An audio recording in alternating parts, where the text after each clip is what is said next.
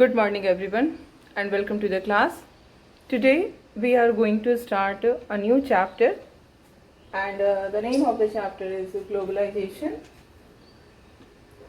The term with which you are very much familiar because in the discussions of the previous content in the chapters we have so many times I have discussed about this concept, the concept of globalization. So first of all, I will try to make you understand this globalization by some examples. Like one of the examples is such, which is given in your book only, where there is one Janardhan. Just mind the name, Janardhan.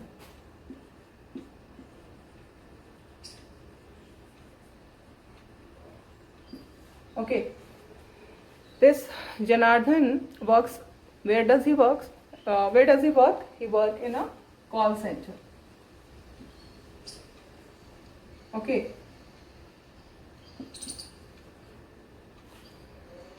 So how he work? What is the way? The timing is of his office is completely different. He leaves late in the evening for work. Mostly in normally we find that people leave in the morning, people work during the daytime, but here we find that Janardhan leaves for his work in the evening, and when he enters his office, this Janardhan becomes John. There at his office, there at the call center, no one knows him by Janardhan. Everyone knows him by John. Everyone calls him John. And the moment he enters his office, his accents also change completely. The accent in which he speaks the language, that accent changes, the language changes. Usually he speaks Hindi, but when he enters the office, now he starts speaking completely English, and that too with a different accent. So it seems that he is changed completely. His name is changed, his language is changed, his accent is changed, and now we find that he starts communicating with his clients. And his clients are not someone who is sitting in front of him, but his clients are living thousands of miles away. He works all night. Why he works all night? Why his work starts in the late evening? Because he is working for those people, his clients are those people who are living on the other side of the globe. You know very well that there is difference of almost 12 hours. अगर India है ये, US है ये, इन दोनों के बीच में जो time का गैप होता है ये that is almost of 12 hours. Almost, it's not exact. जब यहाँ दिन होता है तो वहाँ रात होती है, जब यहाँ रात होती है तो वहाँ दिन होती है. That is why Janardan is his work starts in the late evening. He works the whole night, and his clients are thousands of miles away. They are in US. So this is call center. इसी को हम call centre कहते हैं, है ना. सो यहाँ पर जनार्दन जो है वो जो सर्विस दे रहा है वो उसको सर्विस दे रहा है जिससे वो कभी भी नहीं मिलेगा. He is not going to meet that person in never in future. कभी भी वो फ्यूचर में उससे मिलेगा नहीं, ये जानता है वो. जब हम किसी की सर्विस लेते हैं तो हमारा कांटेक्ट होता है, बातचीत होती है फ़ोन से पहले, फिर उसके पास हम जाते हैं, मिलते हैं. बट यहाँ पर जिसको हम कहेंगे कि किसी भी तरह का मीटिंग की कोई पॉसिबिलिटी ही नहीं है ना, क्योंकि वो एक कॉल सेंटर में काम कर रहा है. और ये जो कॉल सेंटर है ये जो होते हैं ये किसको सर्विस दे रहे होते हैं, जो कि बहुत ही कहीं और ही वो क्लाइंट है. जिस क्लाइंट से उनका कभी भी कोई कनेक्शन न था न है, न वो उस कंट्री को बिलोंग करता है जिस कंट्री के ये हैं, इसमें जिसको हम कहें कि बाउंड्री है ही नहीं कंट्री की. He is working in India for the clients who are in US. So there is no boundary, no boundary of service. जो बड़ी बड़ी मल्टीनेशनल कंपनीज हैं, सैमसंग है, LG है, जिनके इतने सारे आप प्रोडक्ट्स हम और आप सभी यूज़ करते हैं, तो ये जो बड़ी बड़ी कंपनीज हैं, इन्होंने अपने कॉल सेंटर्स ओपन करके रखा है, और ये कॉल सेंटर्स पे जो काम करने वाले लोग हैं, उन्हीं में से एक जनार्दन है. So this is we can say a manifestation of globalization, है ना. इस तरह से हमको पता चल रहा है कि आज के समय में बाउंड्रीज का कोई इम्पोर्टेंस नहीं रह गया. हम इंडिया के हैं, बट हमारा जो क्लाइंट है वो US का है ना. So boundary has nothing to do. Service, जो US का क्लाइंट है वो सर्विस ले रहा है इंडिया के जो सर्विस देने वाले हैं उनसे, है ना. तो this is one of the manifestations of globalization. इसी तरह से एक और स्टोरी हम देखेंगे, जनार्दन की तरह ही एक और स्टोरी है रामधारी की.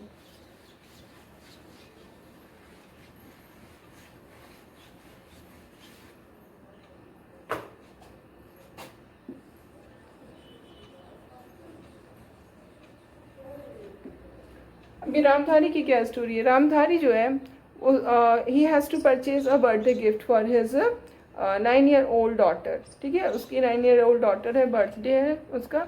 अब उसके लिए उसको गिफ्ट खरीदना है. ठीक है, तो वो क्या कर रहा है कि उसने अपनी बेटी से प्रॉमिस किया था कि उसको एक साइकिल खरीद के देगा. ठीक है, तो साइकिल खरीदने के लिए अब वो मार्केट गया है. साइकिल खोज रहा है, देख रहा है कि कैसे वो ऐसी साइकिल उसे मिल जाए जो कि अफोर्डेबल भी हो, बहुत ज़्यादा प्राइस भी जिसकी हाई ना हो, और reasonable quality. As a customer हमें यही चाहिए, है ना. प्राइस भी हाई ना हो, क्वालिटी भी अच्छा. दो ही चीज़ हम हमारी क्राइटेरिया होती है, प्राइस और क्वालिटी. प्राइस रीजनेबल होना चाहिए,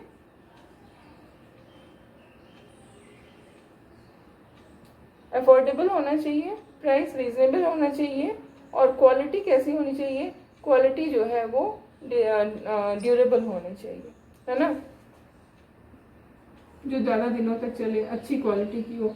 तो कम प्राइस में अच्छी क्वालिटी की साइकिल वो खरीदना चाहता है. एंड बहुत ढूंढते ढूंढते उसने एक साइकिल परचेज कर लिया. अब जो साइकिल उसने परचेज किया है, that cycle is actually manufactured in China. ठीक है, जो साइकिल खरीदा उसका मैन्युफैक्चरिंग चाइना में हुआ, लेकिन इसकी मार्केटिंग कहाँ हो रही है, इंडिया में, क्योंकि वो इंडिया की मार्केट में हमको अवेलेबल है. मिल तो रहा है हमें इंडिया की मार्केट में, लेकिन वो बना कहाँ है, वो चाइना में बना है ना. सो आखिर उसने इसी साइकिल को क्यों चुना, क्योंकि ये उसके सारे रिक्वायरमेंट्स को फुलफिल कर रहा है, क्वालिटी भी अच्छी है और प्राइस भी इसकी सही है. तो रामधारी जो है उसको वो खरीद लेता है. रामधारी ने लास्ट ईयर भी ऐसे ही अपनी बेटी की, जब उसकी बर्थडे थी डॉक्टर की, तो उस समय भी उसने उसके लिए बारबी डॉल खरीदा था, है ना. अब ये बारबी डॉल जो थी, that was originally manufactured in US but was being sold in India. So what is this. Here also you can just say कि boundaries have nothing to do with the economy. Market India की है, और इस India की market में सामान जो बिक रहे हैं वो चाइना में बने हुए सामान है, US में बने हुए सामान है ना. उनकी बिक्री हो रही है इंडिया के मार्केट में. मतलब क्या है, जो कंट्रीज के बीच की बाउंड्री थी वो खत्म है. This is globalization. This is also one of the manifestation of globalization. कैसे ग्लोबलाइजेशन हमें कहाँ दिखता है, where do we can see कि हाँ ये है ग्लोबलाइजेशन. ठीक है, इसी को हम मैनिफेस्टेशन कहते हैं. And now we have another example also. This example is of Sarika.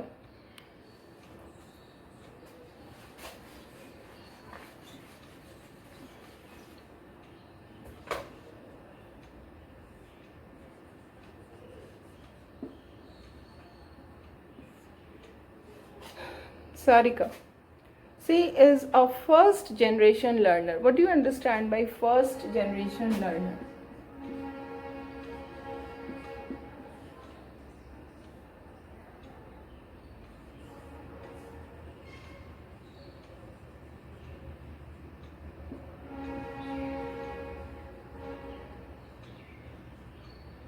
First generation learner वो होते हैं जिनकी जनरेशन में पीछे जिनके किसी भी एंसेस्टर ने पढ़ाई नहीं की है, वो पहले जनरेशन की लड़की है जिसने की पढ़ाई की है ना।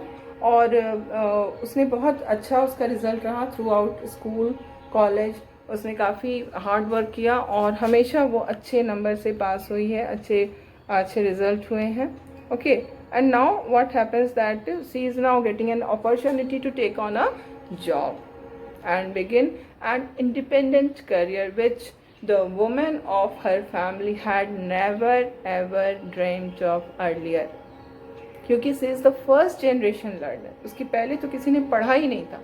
आज ये है कंडीशन उसकी कि उसने पढ़ लिया है, अच्छे से पढ़ाई की, उसको जॉब मिल रही है, अब उसकी एक इंडिपेंडेंट कैरियर हो जाएगी और एक इंडिपेंडेंट लाइफ होगी जहाँ पर कि वो इकोनॉमिकली किसी पे भी डिपेंडेंट नहीं होगी। तो ऐसे में अब उसके जो फैमिली की जो वुमेन है वो इस तरह की लाइफ को they are not able to dream of this kind of life कि जहाँ पर औरत अपना इंडिपेंडेंट लाइफ लीड कर सकती है, अपने इकोनॉमिकली वो किसी और पे डिपेंड ना होते हुए अपनी लाइफ खुद अकेले जी सकती है। तो ये इस तरह की जो चीज़ देखने में आ रही है वो ऑब्वियसली फैमिली में, खास करके एक्सटेंडेड फैमिली जो होती है वो जिस चीज़ को बहुत ज़्यादा डिस्करेज करती है।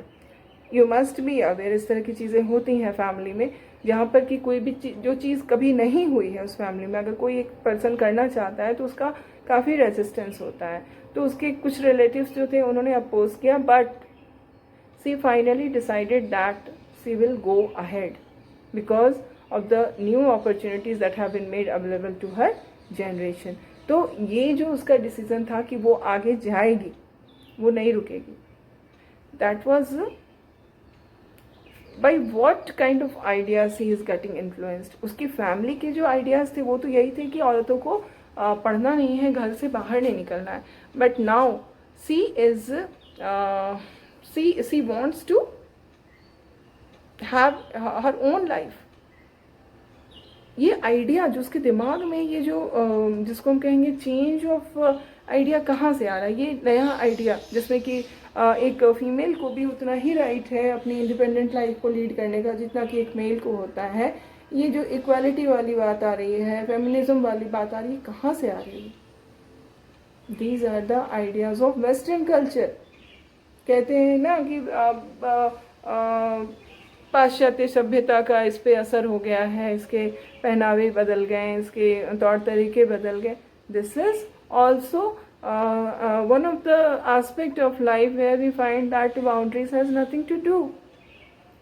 आइडियाज़ तो हर जगह सेम होंगे, लोगों का जो लाइफ है वो तो हर जगह सेम होगी। जैसे अगर किसी दूसरी कंट्री में जो कंडीशंस प्रिवेल कर रहे हैं, हमारी कंट्री में भी हम उसी हिसाब से सोचना स्टार्ट कर रहे हैं। तो ये इन्फ्लुएंस है आइडियाज़ का। Here also we find that boundaries has nothing to do. एक अमेरिका में एक लड़की की लाइफ ठीक है, वहाँ और भी ज़्यादा फ्रीडम होती है, बट हमने भी उस तरफ कदम बढ़ाना शुरू कर दिया। एटलीस्ट जिन चीज़ों को हमें राइटफुली जो चीज़ें हमें मिलनी चाहिए उसके लिए हमने आवाज़ उठानी शुरू कर दी कि कहाँ से हो रहा है। This is the idea of the West। So this is also one of the, we can say, manifestation of globalization। तो ये तीनों एग्जाम्पल्स जनार्दन, रामधारी और सारिका, ये तीनों एग्जाम्पल्स जो हैं वो यही बताते हैं कि ग्लोबलाइजेशन को ही ये एक्सप्लेन कर रहे हैं, है ना। जनार्दन जो है वो सर्विसेज के ग्लोबलाइजेशन में पार्टिसिपेट कर रहा है, रामधारी जो है वो कमोडिटीज़ के ग्लोबलाइजेशन में पार्टिसिपेट कर रहा है, सारिका जो है वो आइडियाज़ के ग्लोबलाइजेशन में पार्टिसिपेट कर रही है। तो इस तरह से अगर हम देखें तो ये तीनों जो हैं वो ग्लोबलाइजेशन का मैनिफेस्टेशन है. And putting stress on this word manifestation because there are questions in board also about the manifestation of globalization. उसमें आपको यही एग्जाम्पल्स देने होंगे. ठीक है.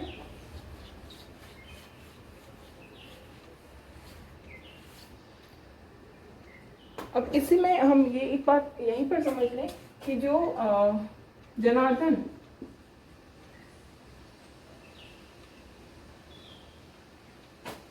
एंड रामधारी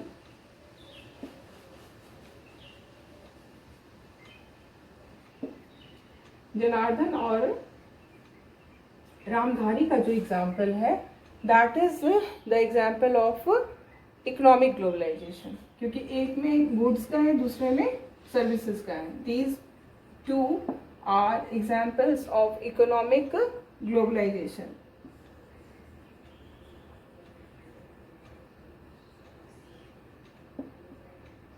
और जो सारिका का जो एग्जाम्पल है दैट इज कल्चरल ग्लोबलाइजेशन.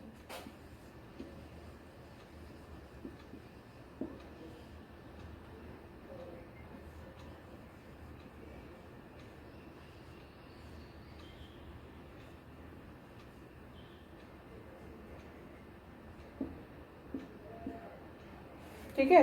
तो ये इस तरह से इकोनॉमिक और कल्चरल ग्लोबलाइजेशन जो है, ये ग्लोबलाइजेशन के डिफरेंट टाइप्स है, डिफरेंट एस्पेक्ट है. उसको भी अभी हम लोग कंसिडर करेंगे. अभी हम लोग देखेंगे कुछ और भी एग्जांपल्स हैं हमारे सामने, जिससे हमें पता चलता है कि किस तरह से जो बाउंड्रीज हैं एक्चुअली अब ये बाउंड्रीज एग्जिस्ट ही नहीं कर रहे हैं. Under this globalization the whole world has turned one. The boundaries are not there. ठीक है. एक एक एग्जाम्पल्स को हम लोग एक एक जो इवेंट्स हैं उसको हम लोग डिस्कस करेंगे और उससे ये समझेंगे कि कैसे ग्लोबलाइजेशन जो है उसके लिए रिस्पॉन्सिबल है, या वो इंसिडेंट कैसे ग्लोबलाइजेशन को हमारे सामने दिखा रहा है. ठीक है. तो पहली चीज़ जो है that is some farmers committed suicide because their crops failed. ठीक है. They had bought very expensive seeds supplied by multinational company. Here we see that MNCs are one of the most important tool of globalization. In the absence of MNC, globalization is not possible. MNC आपने 10th में भी पढ़ा है. MNC क्या होता है? Multinational companies. Multinational companies मतलब वो कंपनीज जो कि सिर्फ एक कंट्री में काम नहीं करती है बल्कि कई सारी कंट्रीज में काम करती है. और इनका जो काम होता है वो इस तरह से होता है कि जहाँ जो चीज़ मिलती है वहाँ पर वो काम होता है. जहाँ रॉ मटेरियल्स और लेबर चीप मिलते हैं वहाँ वो मैन्युफैक्चरिंग कर देती है. डिज़ाइनिंग जो होती है, जैसे जो भी प्रोडक्ट बनना है, जो भी आइटम बनना है, उसकी डिज़ाइनिंग जो होती है वो अमेरिका में जैसे कंट्री में होती है जहाँ पर टेक्नोलॉजिकल एडवांसमेंट बहुत ज़्यादा है. उसके बाद फैक्ट्रीज जो है वो ऐसे जगह में सेटअप होते हैं जहाँ पर कि लेबर और रॉ मटेरियल आपको ईजिली अवेलेबल है. फिर उसकी जो असेंबलिंग होती है, चीज़ें जो अलग अलग बनती हैं, असेंबलिंग कहीं और होती हैं जहाँ पर कि उनको चीप में इंजीनियर्स मिल जा रहे हैं, वहाँ पर असेंबलिंग हो रही है. और असेंबलिंग के बाद उनकी पैकेजिंग होकर के मार्केटिंग फिर पूरे वर्ल्ड में होती है. तो एमएनसी का यही मतलब होता है कि जो कंपनीज हैं they are not doing all their activity in one country. उनकी एक्टिविटीज़ जो है वो डिफरेंट कंट्रीज़ में फैली हुई हैं और जहाँ पर उनको जो चीज़ फ़ायदे में मिलता है वहाँ पर वो करते हैं, है ना. तो एमएनसीज जो हैं वो हर तरह की चीज़ों में इन्वॉल्व होते हैं. तो इंडिया में हम लोग क्या देख रहे हैं कि जो फार्मर्स हैं उन्होंने बहुत ही एक्सपेंसिव सीड्स खरीदा था मल्टीनेशनल कंपनीज की ने जो परचेज़ किया था. अब मल्टीनेशनल कंपनी से परचेज़ किया था, बहुत एक्सपेंसिव था, लेकिन हुआ क्या कि क्रॉप फेल कर गया. Due to some reason there may be lesser rainfall or there may be flood or there may be attack of pesticides also, insects का attack हो सकता है. there may be number of reasons for crop failure. so ख़रीदा तो उन्होंने बहुत ही expensive वाला ये सीड, लेकिन क्या हुआ कि वो क्रॉप फेल कर गया. अब इस एक्सपेंसिव सीड को खरीदने के लिए इस बात की बहुत ज़्यादा प्रोबेबिलिटी है कि उन्होंने क्या किया होगा, लोन लिया होगा. अब लोन तो ले लिए कि एक्सपेंसिव सीड ले रहे हैं, अच्छा क्रॉप होगा, बेच करके हम लोन चुका देंगे. लेकिन क्या हुआ, क्रॉप फेल हो गया. तो अब वो उन पर लोन जो है बहुत बुरी तरह का हो गया. अब वो कैसे सर्वाइव करेंगे, they are not able to survive, और इस कारण से जो है वो फार्मर्स सुसाइड कर रहे हैं। यहाँ पर ग्लोबलाइजेशन हमें कहाँ दिख रहा है? यहाँ पर ग्लोबलाइजेशन दिख रहा है जो एक्सपेंसिव सीड्स उन्होंने खरीदा है ना, बिकॉज MNCs आ चुके हैं, कंपटीशन बहुत ज़्यादा हो चुका है, ग्लोबलाइजेशन के कारण मार्केट ओपन हो चुके हैं, बाहर के सामान हमारे कंट्री में आ रहे हैं, even agricultural products are also coming to our country, so the farmers of our country are facing stiff competition, so they also want to increase the quality of their production, so they are purchasing this expensive seed from the MNCs, but what happened, their crops failed। तो यहाँ पर हम एक globalisation का एक impact देख रहे हैं कि बहुत ही निगेटिव इम्पैक्ट है। Okay, now the second situation, an Indian company bought a major rival company based in Europe despite protest by some of the current owners. It's about the companies, company India की है, ठीक है, company India की है और वो एक बहुत ही राइवल कंपनी को खरीद ली, जबकि जो उसके करंट ओनर्स हैं, ओनर्स मतलब जैसे उसके जो शेयर होल्डर्स हैं उस कंपनी के, वो प्रोटेस्ट कर रहे हैं, वो नहीं चाह रहे थे कि ख़रीदा जाए, लेकिन फिर भी उस कंपनी ने ख़रीद लिया राइवल कंपनी को। तो यहाँ पर ये पता चल रहा है कि जो MNCs हैं उनके पावर, उनके स्ट्रेंथ हमें पता चल रही है कि वो कितने ज़्यादा पावरफुल हो चुके हैं, वो अपने हिसाब से सारे डिसीजंस लेते हैं। देन नेक्स्ट जो सिचुएशन है उसमें हम देख रहे हैं many retail shopkeepers fear that they would lose their livelihood if some major international companies open retail chains in the country. This is the problem we are facing. हमारी country में इसके लिए बहुत सारे प्रोटेस्ट भी हुए, क्योंकि अगर जो इंटरनेशनल कंपनीज़ हैं अगर वो अपना रिटेल चेन कंट्री में ओपन कर देती है तो उससे क्या होगा कि जो हमारे रिटेल शॉपकीपर्स हैं उनके लिए बहुत बड़ा ये चैलेंज हो जाएगा। They will lose their livelihood, क्योंकि जब बड़ी बड़ी कंपनियों के रिटेल शॉप हमारे सामने अवेलेबल होंगे तो हम अपने लोकल रिटेल शॉप में नहीं जाएंगे, क्योंकि बड़ी बड़ी जो रिटेल शॉप है, बड़ी कंपनीज़ की जो रिटेल शॉप्स हैं उनमें हमें चीज़ें सस्ती भी मिलती हैं और क्वालिटी भी अच्छी होती है। तो ये this is also globalization, an impact of globalization. Because of globalization, people are able to get those products which earlier they were not able to get, है ना। अब सारी जो विदेशी कंपनीज़ हैं वो सारी हमारे देश में आ गई हैं, अपने आउटलेट्स वो यहाँ ओपन की हुई हैं। तो जो हमारे जो यहाँ के लोकल रिटेलर्स हैं उनके लिए एक बहुत बड़ा चैलेंज बन गया है ना। And next we see a film producer in Mumbai was accused of lifting the story of his film from another film made in Hollywood। ये भी ग्लोबलाइजेशन का ही एक इम्पैक्ट है कि आज के समय में ये बहुत ही आसान है चोरी करना, है ना। इस बात की जो मुंबई में फिल्म प्रोड्यूसर है उस पर ये अक्यूज़ लगाया जा रहा है, एक्यूजेशन लग रहा है कि उसने क्या किया है कि दूसरी फिल्म जो हॉलीवुड में बनी थी उसकी स्टोरी को उसने चुरा लिया। तो ये भी ग्लोबलाइजेशन के कारण ही ये सब हो पा रहा है। It is easily possible to do this, है ना। इसी तरह से है a militant group issued a statement threatening college girls who wear western clothes. यहाँ पर क्या है, जो वेस्टर्न आइडियाज़ हैं उसको हम लोग अडॉप्ट करते हुए अपने जो हमारा पहनने का तरीका है उसमें चेंजेस आ गए हैं। वेस्टर्न आउटफिट्स लोग पहनते हैं, लड़कियाँ खास करके, उस पर बहुत ज़्यादा प्रोटेस्ट होता है। तो ऐसे मिलिटेंट ग्रुप्स हैं जो कि ऐसे स्टेटमेंट्स इशू करते हैं जिसमें कि उनको थ्रेटन किया जाता है, they should not wear the western cloth, they should not be influenced by the western ideas. So ये जो जितने भी एग्जांपल्स हैं वो उनमें हमें कुछ पॉजिटिव नज़र आया, कुछ नेगेटिव नज़र आया, है ना। और नेगेटिव कंसिक्वेंसेस जो है वो लोगों के लिए होगा, है ना।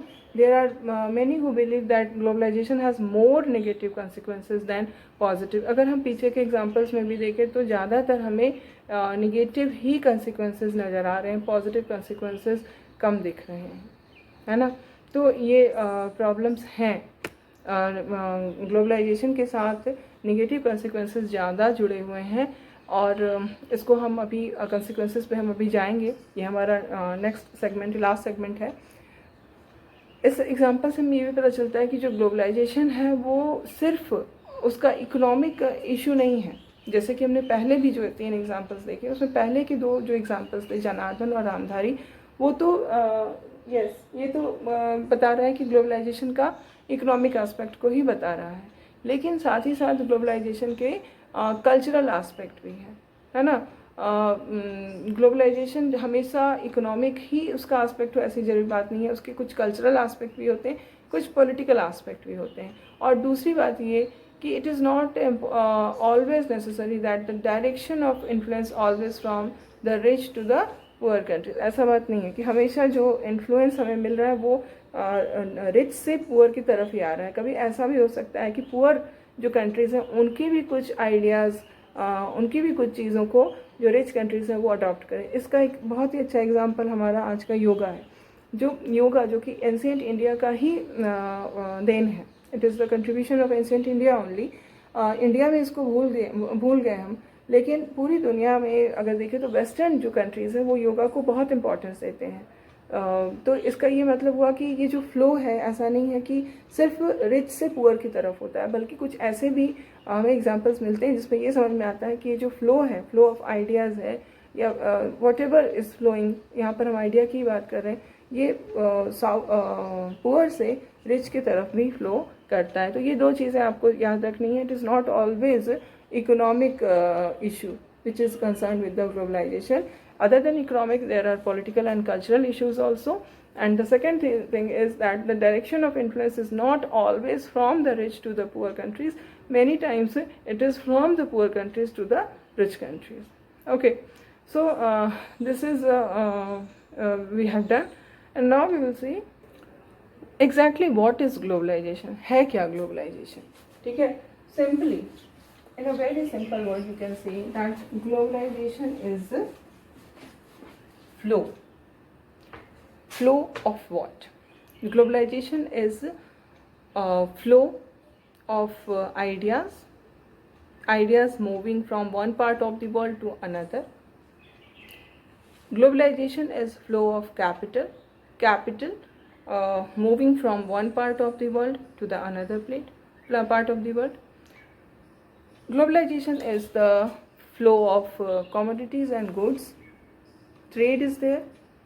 It is moving from one country to another country, isn't it?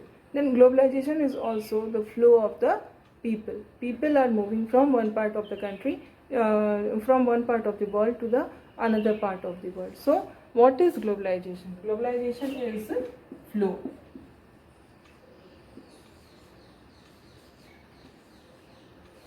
चीज़ें फ्लो हो रही हैं। क्या फ्लो हो रहा है? फ्लो हो रहा है आइडियाज़, जैसे हमने सारिका के केस में देखा है ना। फ्लो हो रहा है कैपिटल, जब MNCs दूसरे देश की कंपनी हमारे देश में फैक्ट्री सेटअप करती है तो वो क्या करती है, वो अपनी कैपिटल हमारे यहाँ लगाती है। This is flow of capital, है ना। अपने कैपिटल से हमारे कंट्री में फैक्ट्री सेटअप करती है, तो this is flow of capital. Then flow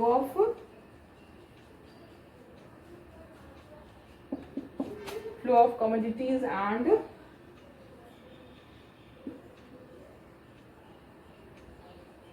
services. जो गुड्स हैं, जो सर्विसेज हैं, उनका फ्लो हो रहा है। आज के समय में ट्रेड पे जो ऑब्स्ट्रक्शंस लगे हुए थे वो सारे ख़त्म हो गए हैं। एक जगह से दूसरी जगह चीज़ों का आना जाना, सेवाओं का आना जाना, जैसे हमने जनार्दन के केस में देखा, क्या है, कॉल सेंटर जो सर्विस दे रही है उसमें क्या हो रहा है, it is flow of service. Because Janardan belongs to India, he is working in India, his office is in India, but his clients are in US. So this is the flow of service. Okay, and the fourth one is flow of people. Nowadays we see that people are also moving from one country to another country. So this is flow of people in search of better livelihood, in search of better education, and people are moving from one part of the world to the another part of the world. So this is globalization. Globalization is the flow of ideas, capital, commodities and services, and people. Okay, so today we have done this much, and now we will continue with all this discussion, globalization, is a multi-dimensional concept. We will discuss all its dimensions, then its causes of globalization, and the most important is consequences. And then what is the impact of globalization in India, है ना, how India responded to globalization. So we will continue with these discussions in the next class.